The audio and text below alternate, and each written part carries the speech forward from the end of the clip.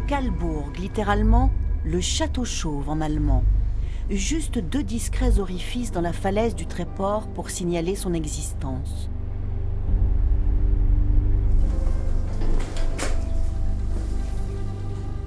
Une fortification creusée à même la falaise entre 1942 et 1944, après la tentative de débarquement avorté des Canadiens à Dieppe. Un ouvrage unique au monde, laissé à l'abandon pendant une 60aine d'années, avant que l'association Le Mur de la Manche décide de le sauver de l'oubli. À l'image de cette salle réservée à la garde du Kalburg et reconstituée à l'identique. C'est des lits que nous avons refaits et c'est un marin très porté qui est à la retraite qui nous a fait qui a refait les cordages et les bannettes. Est-ce que ça veut dire que les tréportais, quelque part, sont attachés à cette fortification militaire? Malheureusement, il y a beaucoup de tréportais qui ne connaissent pas le Kalburg. Et on a beaucoup de visiteurs qui ne sont jamais venus tous les ans. Nous avons des visiteurs qui disent on est étonnés, on ne connaissait pas le Kalburg. Indétectable de l'extérieur, le Kalburg est une construction colossale. 4 niveaux, 32 pièces, 270 mètres de galeries parfaitement maçonnées et autant de marches, le tout culminant à 70 mètres. Le château chauve, poste de commandement destiné à donner et corriger les ordres de tir aux pièces d'artillerie situées notamment sur les falaises de Mers-les-Bains. En fait, c'était un poste de commandement qui avait pour but de donner les directives de tir, de même qu'aux pièces d'artillerie qui se situaient sur la route d'Abbeville au lieu dit le Gros-Jacques.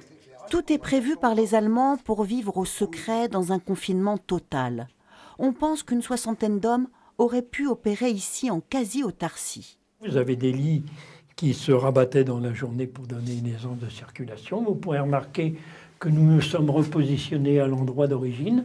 Ces lits étaient soit recouverts de toile comme celui-ci, ou de filets comme vous avez pu voir dans l'autre pièce. Vous aviez les supports au plafond qui permettaient d'accrocher les lits avec des chaînes, bien sûr. Et là, dans cette partie, vous avez 6 lits, et dans l'autre partie du couloir, vous avez 9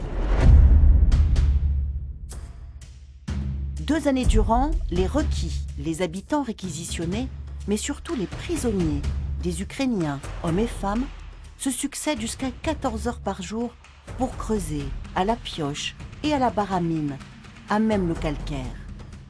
Les requis tréportés ne restaient que très peu de temps dans l'édifice pour ne pas divulguer les plans à l'extérieur. Il restait un minimum de 8 jours dans l'édifice. Donc en gros, chaque jour, il y avait 200 personnes qui travaillaient ici. Oh non, une centaine. Que les prisonniers ukrainiens et ukrainiennes qui creusaient, qui montaient les briques. Et qui ont vécu dans des conditions... Des conditions inhumaines, puisqu'encore en plus, ils faisaient la route matin et soir. Ils venaient de eux au Tréport et ils repartaient le soir, à pied. Et ils travaillaient 7 jours sur 7 pendant 18 mois.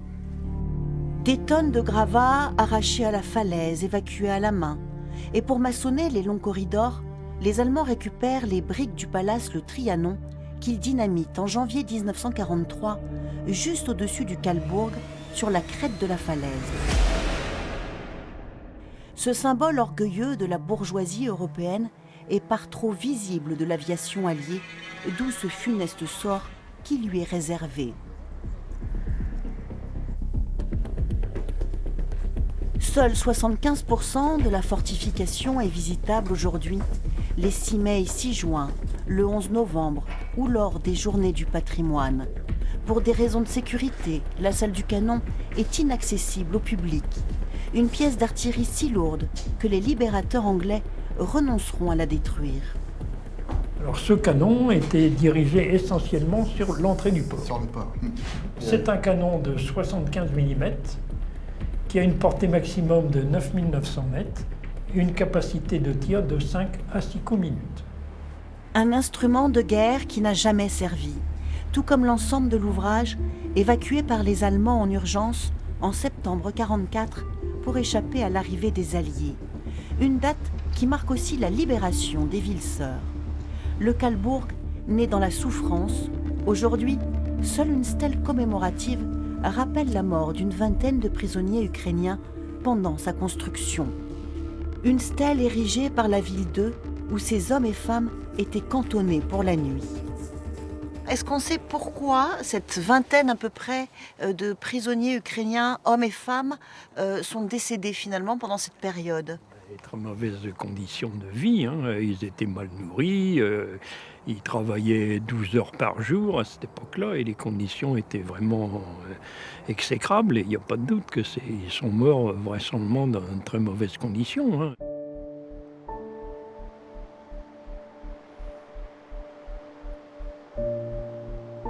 Peu à peu, les blocos érigés par les Allemands entre le Tréport et Mers sont de moins en moins visibles. Dans les années 70, la commune de Mers-les-Bains décide même de combler ces ouvrages de guerre pour des raisons de sécurité et de salubrité.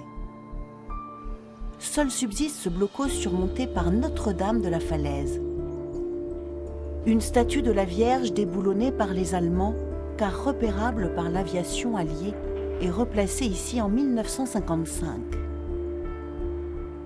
C'est un choix qui est un beau choix, lourd et riche de signification, puisque le curé de l'époque, qui s'appelait l'abbé Guibert, a dit « c'est une œuvre de paix qui va désormais dominer une œuvre de guerre ». Mers-les-Bains, réputé pour ses façades 1900, a bien failli perdre ce patrimoine inestimable. L'occupant allemand va faire du front de mer une fortification à sa façon. Rues, fenêtres sont murées et surtout les maisons percées de part en part par un long couloir pour une libre circulation des soldats. Un massacre architectural.